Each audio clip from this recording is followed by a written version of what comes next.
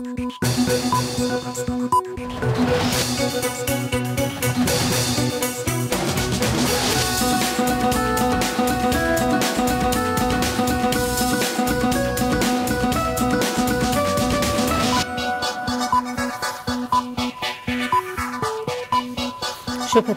সবাইকে স্বাগত রাতের মাছরাঙা সংবাদে। আপনাদের সঙ্গে আছি কাজী রওশনারা সাকি।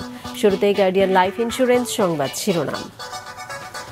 মানুষের মৌলিক অধিকার নিশ্চিত করার দিকটিকে প্রাধান্য দিয়েই পরিকল্পিতভাবে বাজেট দেয়া হয়েছে বলে জানিয়েছেন প্রধানমন্ত্রী শেখ হাসিনা। ঐতিহাসিক ৬ দফা দিবসের আলোচনায় তিনি বলেন, বঙ্গবন্ধুর আদর্শ নিয়ে সরকার কাজ করছে বলেই দেশের উন্নয়ন হচ্ছে। এর আগে দিবসটি উপলক্ষে ধানমন্ডিতে বঙ্গবন্ধুর প্রতিকৃতিতে শ্রদ্ধা জানান প্রধানমন্ত্রী। সরকারের নেওয়া নানা পদক্ষেপের কারণে মূল্যস্ফীতি নিয়ন্ত্রণে আসবে বলে আবারও প্রত্যাশার কথা জানালেন অর্থমন্ত্রী। বাজেটোত্তর সংবাদ সম্মেলনে মন্ত্রী ব্যাংক থেকে সরকারের বেশি ঋণ নেওয়াটাকেও অস্বাভাবিক বলেননি। জানানো হয়, ব্যবসায়ীদের বৈধ আয়কে কাগজে কলমে লিপিবদ্ধ করতেই কালো টাকা সাদা করার সুযোগ দেওয়া হয়েছে। এদিকে সিপিডি বলছে, এ বাজেট সাধারণের উপর চাপ বাড়াবে। প্রস্তাবিত বাজেটে কর ছাড়ের কোনো প্রভাব এখনো পড়েনি রাজধানীর বাজারে। প্রায় সব ধরনের পণ্য বিক্রি হচ্ছে আগের দামে। বিক্রেতারা জানান, নতুন সরবরাহ এলে দর সমন্বয় হবে। আর কর কমানোর সুফল পেতে বাজারে তদারকি বাড়ানোর তাগিদ দিয়েছেন ভোক্তারা। শুনছিলেন শিরোনাম, এবারে বিস্তারিত সংবাদ।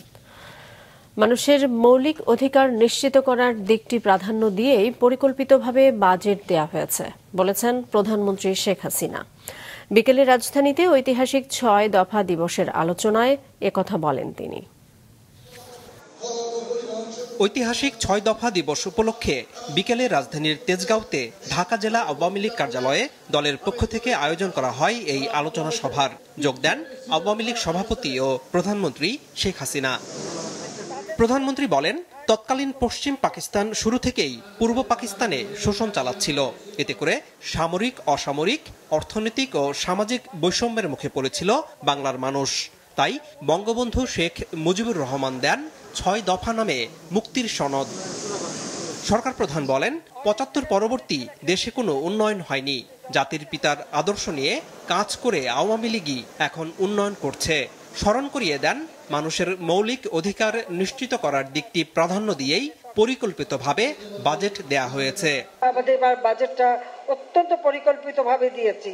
মানুষের মৌলিক যে অধিকার সেটাকে নিশ্চিত করার জন্য এইগুলিকে সব থেকে বেশি প্রাধান্য দেওয়া হয়েছে। ট্যাক্স কমিয়ে দিয়েছি প্রত্যেকটা খাদ্যপণ্য, চিকিৎসার ক্ষেত্রে, ক্যান্সার বা ডায়ালিসিস অথবা এই সমস্ত কিছুর উপর থেকে ট্যাক্স কমিয়ে দিয়ে একদিকে স্বাস্থ্যসেবা, একদিকে কৃষি উৎপাদন, খাদ্য নিরাপত্তা, দেশীয় শিল্পকে প্রাধান্য দেওয়া, দেশীয় শিল্প উৎপাদনে যেগুলি ক্ষুদ্র যন্ত্রাংশ, কাঁচামাল, সেগুলির উপরকে আমরা সুরক্ষা দিয়েছি। এখন সবচেয়ে বড় চ্যালেঞ্জ হচ্ছে মূল্যস্ফীতি নিয়ন্ত্রণ করা, বিশেষ করে খাদ্য মূল্য। সেখানে উৎপাদন এবং সরবরাহ বৃদ্ধি করতে হবে। কালো টাকা কেন সাদা করার সুযোগ রাখা হয়েছে তার ব্যাখ্যাও দেন প্রধানমন্ত্রী। এক কাঠা জমি যার সেই কোটিপতি, কিন্তু সরকারি যে হিসেব সেই হিসেবে কেউ বেচে না, একটু বেশি দামে বেচে, কিছু টাকা উদ্বৃত্ত হয়, কিন্তু এই টাকাটা তারা গুজে রাখে। তা গুজে যাতে না রাখে, সামান্য একটু কিছু দিয়ে টাকাটা আসলে পথে আসুক, জায়গা মতো আসুক, তারপরে তো ট্যাক্স দিতেই হবে। সেখানে আমি ঠাট্টা করে বলি যে মাছ ধরতে গেলে তো আধার দিতে হয়। বাজেট ঘাটতি, এটাও নিয়ে অনেকে কথা বলেন। সবসময় আমরা 5%-এর মধ্যে বাজেট ঘাটতি রাখি। এবারও কিন্তু 4.6% রাখা হয়েছে। পৃথিবীর বহু দেশ আছে, এমনকি উন্নত দেশ, আপনারা একটা খোঁজ নেন আমেরিকার বাজেট ঘাটতি কত। এর আগে সকালে ঐতিহাসিক ৬ দফা দিবস উপলক্ষে জাতির জনক বঙ্গবন্ধু শেখ মুজিবুর রহমানের প্রতিকৃতিতে শ্রদ্ধা জানান প্রধানমন্ত্রী। পরে দলের পক্ষ থেকে নেতাদের নিয়ে আবারও ফুলেল শ্রদ্ধা জানান তিনি। আনোয়ার হোসেন, মাছরাঙা সংবাদ, ঢাকা। সরকারের নেওয়া নানা পদক্ষেপের কারণে মূল্যস্ফীতি নিয়ন্ত্রণে আসবে বলে আবারও প্রত্যাশার কথা জানালেন অর্থমন্ত্রী। দুপুরে রাজধানীর ওসমানী স্মৃতি মিলনায়তনে বাজেটোত্তর সংবাদ সম্মেলনে এসব কথা জানান তিনি। রীতি অনুযায়ী সংসদে বাজেট পেশের পরদিন গণমাধ্যমের মুখোমুখি অর্থমন্ত্রী। সঙ্গে সরকারের আরও 8 জন মন্ত্রী, প্রতিমন্ত্রী আর উপদেষ্টা। যদিও সাংবাদিকদের বেশিরভাগ প্রশ্নের উত্তর দিয়েছেন সরকারি কর্মকর্তারা, কেননা 6.5% মূল্যস্ফীতি কিভাবে অর্জন হবে তার সুনির্দিষ্ট কোনো রূপরেখা সংবাদ সম্মেলনে জানাতে পারেনি অর্থমন্ত্রী, তবে জানিয়েছেন আশার কথা। আমরা মূল্যস্ফীতি নিয়ন্ত্রণের জন্য বেশ কিছু পদক্ষেপ নিয়েছি, যেমন নিত্য প্রয়োজনীয় পণ্য আমদানির জন্য শুল্ক কমানো হয়েছে। আমরা আশা করছি যে এই বছরের শেষের দিকে এই কমতে শুরু করবে। বাজেটোত্তর সংবাদ সম্মেলনে প্রশ্ন উঠেছিল 15% জরিমানা দিয়ে কালো টাকা সাদা করার নীতির নৈতিকতা নিয়ে। অনেক দেশেই এই প্র্যাকটিসটি আছে, আমরাও সেইভাবে ব্যবসায়ী মহলের পক্ষ থেকে একটি দাবি এসেছিল, সাধারণ মানুষের পক্ষ থেকে একটা দাবি এসেছিল যে কমপ্লায়েন্সের বিষয়টা যখন ইনিশিয়েট করতে যাচ্ছি আমরা, তখনই দেখা যাচ্ছে যে কিছু অপ্রদর্শিত জিনিস রয়ে গেছে যেটা ওনারা বিজনেসম্যানরা দেখাতে চান, ব্যক্তি পর্যায়ে দেখাতে চান, নতুন করদাতা যারা এখন ট্যাক্স নেটের ভিতরে আসতে চান তারা দেখাতে চান, কিন্তু এই জবাবগুলো দিতে পারছেন না। সেই জন্য আমরা এই ধরনের একটা সুযোগ তৈরি করে দিয়েছি। কথা হয় মূলধনী যন্ত্রাংশ আমদানিতে শুল্ক বাড়ানো আর বিশেষ অর্থনৈতিক অঞ্চলে বিনিয়োগে কর ছাড়ের সুযোগ কমিয়ে আনা নিয়েও। এনবিআর চেয়ারম্যান জানান এটি সরকারের নীতি। আমরা বলবো যে ক্যাপিটাল মেশিনারিজ যেগুলোতে জিরো ছিল, সেই জিরোর জায়গাগুলোকে আমরা কোনো কিছুতে এখন আর জিরো চেহারাটা দেখতে চাই না, অন্তত 1%। সেই জন্য কিন্তু আমরা ক্যাপিটাল মেশিনারিজে যেখানে জিরো ছিল কিছু কিছু ক্ষেত্রে, সব জায়গায় না, ক্যাপিটাল মেশিনারি আগে অনেক জায়গায় 1 ছিল, যেখানে জিরো ছিল সেখানে কিছুটা 1 করা হয়েছে। যদিও এই উদ্যোগে ভরসা না রেখে বাজেটে ঘাটতি মেটাতে অভ্যন্তরীণ ব্যাংকিং ব্যবস্থা থেকে 1,37,000 কোটি টাকা ঋণের লক্ষ্য ধরা হয়েছে, কিন্তু তা কতটা চাপে ফেলবে সংকটে থাকা ব্যাংকিং খাতকে? আমরা সবসময় বৈদেশিক ঋণের উপরে প্রায়োরিটি দেই, কিন্তু বৈদেশিক ঋণ তো আপনার বুঝতে হবে, আমরা তো এলডিসি গ্রাজুয়েশন হচ্ছে আস্তে আস্তে আমাদের জন্য ড্রাই আউট হয়ে যাচ্ছে। তো সে কারণে আমাদের ক্রমবর্ধমান হারে অভ্যন্তরীণ ঋণের উপরে ফোকাস করতে হবে। এখন এখানে 1,37,000 কোটি টাকা যে আমরা ব্যাংক থেকে নিচ্ছি বলছি, এটার আমরা ধরে নিয়েছি যে এনবিআর এর রেভিনিউ আদায় কম হবে, সে কারণে এটা বাজেট ডেফিসিট হবে। আমরা এই জন্য এই পদক্ষেপ নিচ্ছি যে রেভিনিউ যাতে বাড়ে, যাতে এই বাজেট ডেফিসিটটা কমে আসে। এই বাজেট ডেফিসিটের সাথে ব্যাংকের তারল্য সংকটের বা ব্যাংকের টাকার ঘাটতির কোনো সম্পর্ক নাই। সংবাদ সম্মেলনে জানানো হয় প্রস্তাবিত বাজেটে কৃচ্ছ্রতা সাধনের নীতি থাকলেও প্রয়োজনে অর্থ বছরের মধ্যভাগে বাস্তবতা বিবেচনায় সেই নীতিও পুনর্মূল্যায়ন করা হতে পারে। রায়হান শোভন, মাছরাঙা সংবাদ, ঢাকা।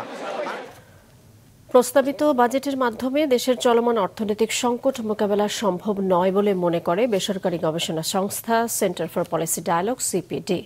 রাজধানীতে বাজেট পরবর্তী সংবাদ সম্মেলনে সংস্থাটি জানায়, প্রস্তাবিত বাজেটে মূল্যস্ফীতি কমানোর পদক্ষেপ তো নেই, বরং বাড়তি শুল্ক আরোপের কারণে খাদ্য বহির্ভূত মূল্যস্ফীতি বাড়বে।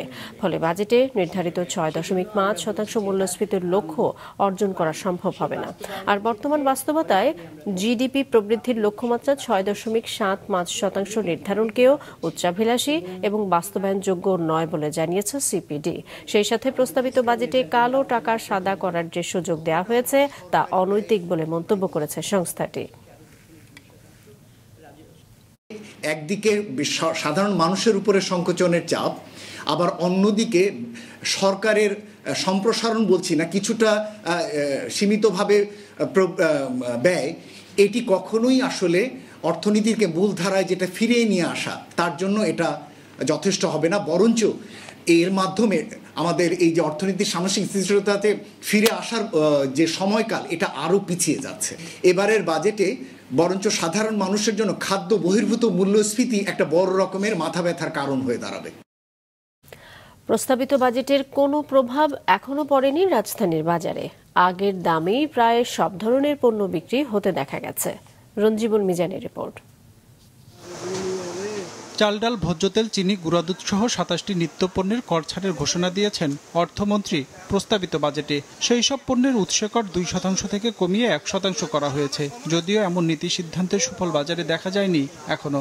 বাজেট আসলেও বাড়লে ঠিকই বাড়ে তারপর দিন, কিন্তু কমলে সে কমারও সুফলটা আমরা সাধারণ মানুষ পাই না। জনগণ যদি এই সুবিধা পাইতে চাই, দেশের জনগণ, তাহলে সরকারের পক্ষ থেকে উচিত এই বাজারটা আরো স্ট্রংলি মনিটর করা। ব্যবসায়ীদের জন্যই সরকার কাজ করে, জনগণের জন্য কাজ করে না। বেড়ে যাওয়ার ঘোষণা আসে, সেটা পরের সাথে সাথে ঘোষণার সাথে সাথে বেড়ে যায়, আর কমানোর বিষয়টা আসলে ওইভাবে আমাদের এখন পর্যন্ত চোখে পড়েনি। যারা এক্সপোর্ট ইম্পোর্ট করে তারা যদি হয়তো সরকার ভ্যাট কমায় কিংবা মালের দাম বিদেশ থেকে কমে, তাহলে বাজার অটোমেটিকলি কমবে। আমরা তাদের কাছে আনি, তাদেরও আগের কিনে আছে, হয়তো ওই নতুন মালটা আসতে হয়তো 2-1 দিন সময় লাগতে পারে। কর ছাড় পাওয়া পণ্যের তালিকায় আছে এলাচ, দারুচিনির মতো মশলা জাতীয় পণ্য। যদিও রাজধানীর কারওয়ান বাজারে এসব পণ্যের দাম কেজিতে 2 থেকে 1000 টাকা পর্যন্ত বেড়েছে মাসের ব্যবধানে।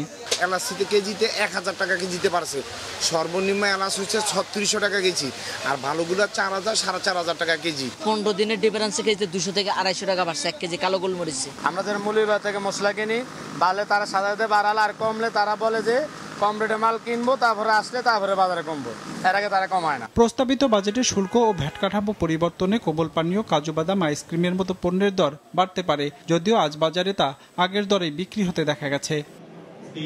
রঞ্জিবুল মিজান, মাছরাঙা সংবাদ, ঢাকা।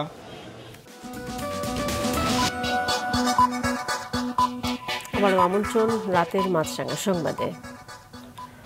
প্রস্তাবিত বাজেট কালো টাকা সাদা করার বাজেট বলে মন্তব্য করেছেন বিএনপি মহাসচিব মির্জা ফখরুল ইসলাম আলমগীর। বিকেলে ঢাকা রিপোর্টার্স ইউনিটিতে এক আলোচনা সভায় তিনি একথা বলেন। কালো টাকার বাজেট, কালো টাকা কি করে সাদা করা যাবে তার বাজেট, কি করে দুর্নীতি আরো বেশি করে করা যাবে তার বাজেট। বেনজির তো সব দিক দিয়ে, এখন বেনজির আমাদের পুলিশ অধিকর্তা ছিলেন, তিনি আমাদের সাবেক পুলিশ কর্তা, র্যাবের ডিজি ছিলেন, তিনিও যা ঘটিয়েছেন তাও বেনজির। এখন বাজেট হচ্ছে তাও বেনজির। সাবেক আর্মি চিফ ছিলেন, তিনি যে ঘটিয়েছেন সেটাও বেনজির। আমাদের সবকিছুই বেনজির এখন।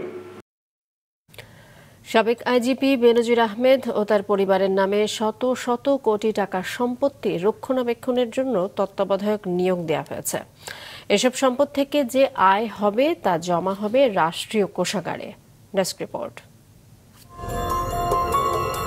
সাবেক আইজিপি বেনজির আহমেদ ও তার পরিবারের নামে সব সম্পদ আদালতের নির্দেশে জব্দ আছে।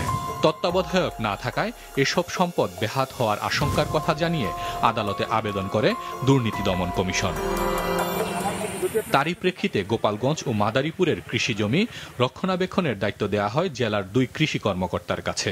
মৎস্য ও প্রাণীর খামার দেখভালের দায়িত্ব দেয়া হয় জেলা প্রাণী সম্পদ বিষয়ক কর্মকর্তাদের। এ আদেশ বাস্তবায়নে সহযোগিতার নির্দেশনা দেয়া হয় 2 জেলা প্রশাসক ও পুলিশ সুপারকে। তবে কর্মকর্তারা জানান আদালতের নির্দেশনা এখনো তাদের কাছে পৌঁছায়নি। আমরা সংবাদের সাথে এটি অবগত হয়েছি, কিন্তু আমাদের কোনো অফিসিয়াল আদেশ এখনো আসেনি। অফিসিয়াল আদেশ আমাদের কাছে আসলে, আদালতের আদেশ বা অন্য কোনো আদেশ আমাদের কাছে আসলে সেই আদালতের আদেশ অনুযায়ী আমরা যা যা আইনগত যে স্টেপ আমাদের পক্ষে উচিত এগুলো আমাদেরকে দিতে হবে। বিষয়টি পত্রপত্রিকা মারফত জানতে পেরেছি। এ বিষয়ে মহামান্য আদালতের নির্দেশনা পেলে প্রয়োজনীয় ব্যবস্থা গ্রহণ করা হবে। কক্সবাজারের উখিয়া ও টেকনাফের জমির দেখভালের জন্য জেলা প্রশাসক এবং সাভারের জমির দায়িত্ব দেয়া হয়েছে উপজেলা নির্বাহী কর্মকর্তাকে। আদালতের বেঁধে দেয়া সময়সীমার মধ্যে সবশেষ পরিস্থিতি লিখিতভাবে জানাতে হবে দেখভালের দায়িত্বে থাকা সংস্থাগুলোকে।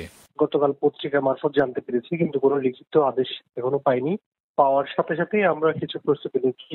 ইতিমধ্যে আমরা আমাদের সহকারী কমিশনারদেরকে বলেছি, তারা কোনো তথ্য গ্যাদার করতে পারলে, সম্পদের কোনো তথ্য গ্যাদার করতে পারলে সম্পদের তথ্য এবং মাননীয় আদালতের আদেশ এই দুটো পেলে তখন আমরা কাজ শুরু করবো আর কি। এসব সম্পদ থেকে যে আয় হবে তা পাবেন না বেনজির আহমেদ ও তার পরিবারের সদস্যরা, জমা হবে রাষ্ট্রীয় কোষাগারে। জিজ্ঞাসাবাদের জন্য আগামী 23 জুন দুদকে হাজির হতে বলা হয়েছে বেনজির আহমেদকে। হাসান মেহেদি, মাছরাঙা নিউজ ডেস্ক। এবারে রাঁধুনি সৌজন্যে কোরবানির পশুর হাটের খবর।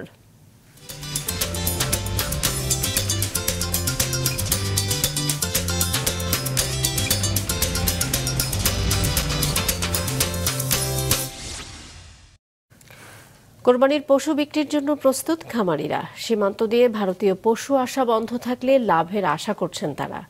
গাজীপুর থেকে ফারদিন ফেরদৌস এবং চাঁপাইনবাবগঞ্জ থেকে ডব্লিউ কুমার ঘোষের পাঠানো তথ্য ছবিতে ডেস্ক রিপোর্ট।